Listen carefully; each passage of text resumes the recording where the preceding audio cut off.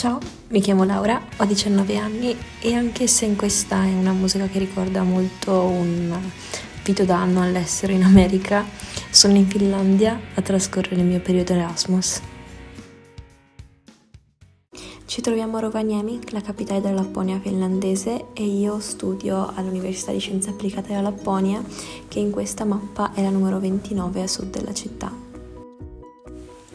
Il tragitto casa-università è una delle cose che mi piace di più della mia routine. Uno, sicuramente perché mi sveglia tantissimo camminare per andare a studiare, ma anche perché ogni giorno c'è una luce diversa, ci sono persone diverse per strada. Per esempio qui sono le 8 di mattina, sta iniziando ad albeggiare e la temperatura era ancora accettabile.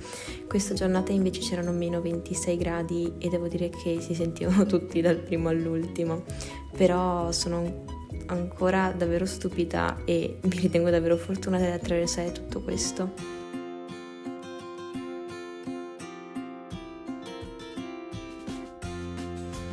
Tre curiosità sulla mia casetta a Rovaniemi. Allora, questo è per pulirsi le scarpe e ce l'hanno tutti, cioè non è che ci sono tipi diversi, proprio tutti hanno questo qui. La seconda invece è che gli appartamenti sono in gran parte unfurnished, quindi non c'è il letto, non c'è il tavolo, devi trovare tutto e rivenderlo in tempo prima di lasciare l'appartamento. La terza è che nel firmare un contratto elettrico ce ne sono in realtà due, uno per la trasmissione dell'energia e l'altro per l'energia vera e propria, che è una cosa che mi ha sorpreso un pochino all'inizio.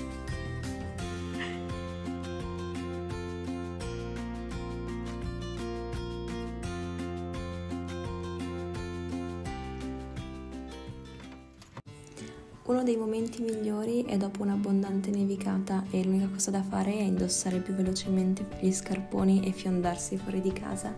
Uno dei miei posti preferiti per andare a fare una passeggiata si trova di fronte all'Artico, il Museo dell'Artico, dove è possibile anche camminare sullo spesso strato di ghiaccio e neve che si forma sopra il fiume.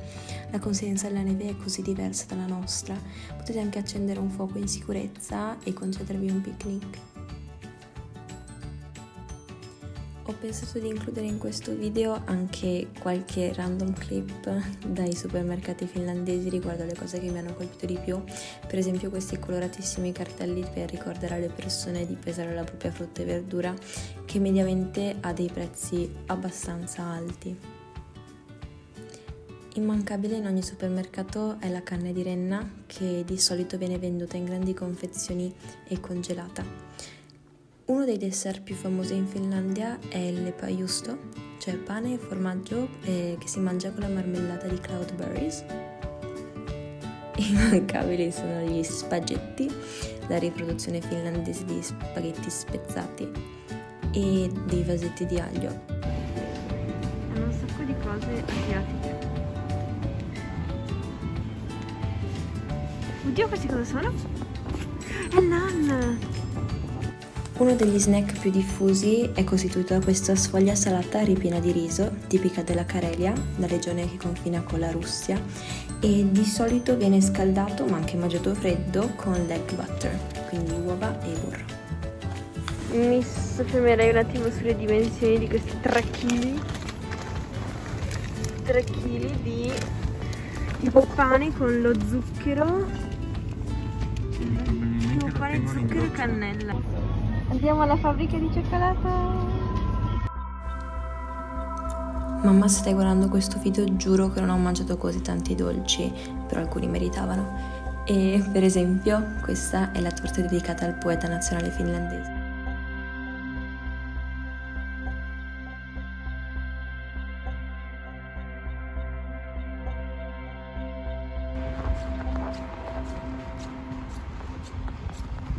Una delle mete immancabili per Rovaniemi è l'Artico, il Museo dell'Artico, considerato tra i più bei musei della Finlandia, con la sua galleria di vetro che si protende fino al fiume.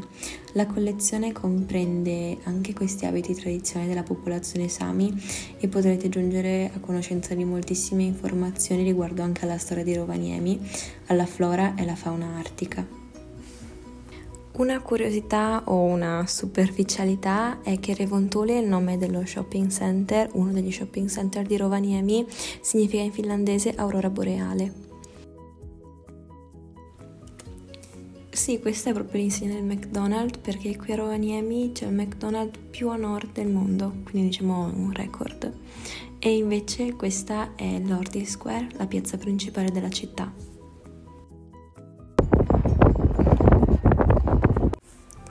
Nei dintorni di Rovaniemi si trovano diverse attrazioni e una di queste è Villaggio di Santa Claus, che attira tantissimi turisti ogni anno.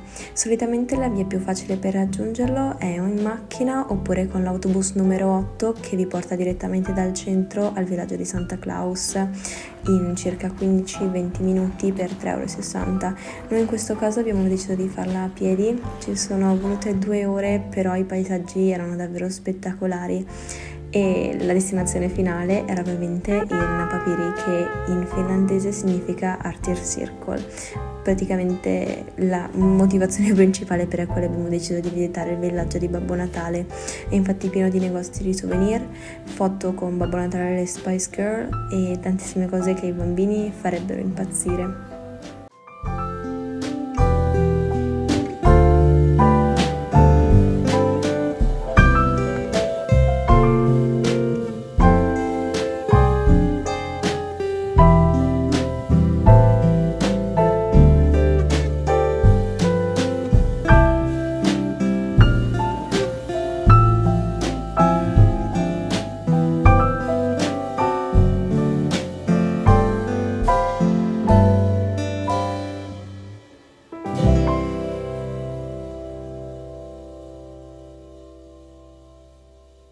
Una meta facilmente raggiungibile in giornata, in macchina ma anche in pullman. La partenza è alle 9:30 circa della mattina e l'arrivo alle 10:45, mentre l'autobus di ritorno è circa alle 4:30 del pomeriggio. Per una ventina di euro siete al parco dove è possibile vedere numerosi animali all'aperto, anche se nel periodo invernale tanti di essi sono in letargo. Qui per esempio vi sono delle renne che si stanno nutrendo. Una delle gite giornaliere fatte fino ad ora è stata a Kemi e Tornio. Abbiamo deciso di visitare entrambe le città in un giorno perché sono abbastanza piccole, quindi è fattibile partendo ovviamente molto presto la mattina, e i prezzi si aggirano intorno agli 11 € per gli studenti e a 15 € per gli adulti, ovviamente con il treno. La stazione dei treni è molto vicina al centro, quindi davvero facilmente raggiungibile, e il treno come direzione finale è Helsinki.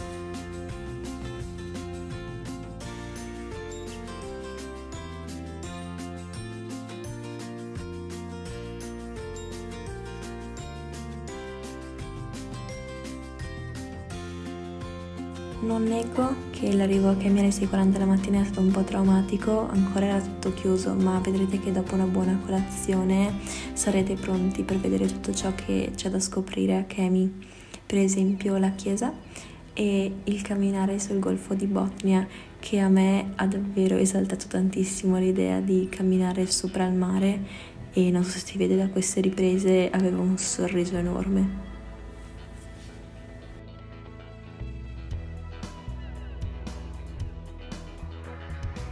Una delle principali attrazioni della città è il castello di ghiaccio.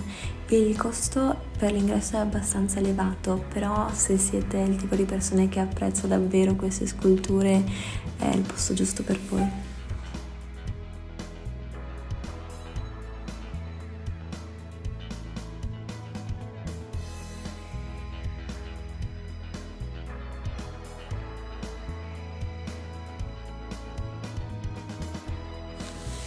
A mio parere una delle cose migliori da fare a Kemi è salire al 13° piano del municipio. Potete chiedere all'ingresso, sono davvero gentilissimi, dove si trova un bar e ristorante, l'Erta Sky, dal quale potrete avere accesso alla terrazza e godere di un'incredibile vista sulla città di Kemi.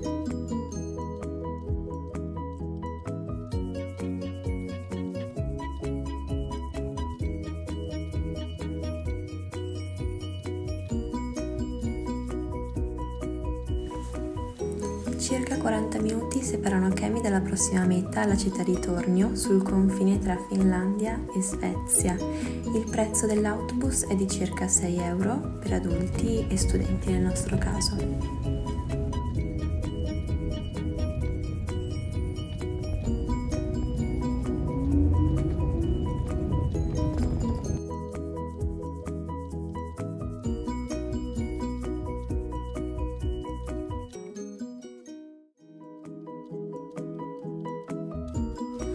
possibile attraversare il confine tra Finlandia e Svezia a piedi e la prima cosa che si incontra in Svezia è l'Ikea. Questa invece è la città di Haparanda. Una volta rientrati a Tornio sembrava che il tempo non passasse mai, perché giustamente Haparanda è un'ora indietro, quindi abbiamo vissuto un'ora in più. E per concludere la vostra giornata, il collegamento migliore è sicuramente quello delle 19:55 se volete sfruttare ogni secondo disponibile.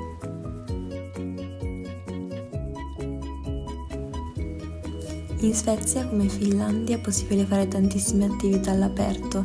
Per esempio, questo sabato l'abbiamo passato all'isola di Sescaro e vi lascio solamente qualche video col drone per darvi un'idea dei paesaggi di cui ci siamo circondati.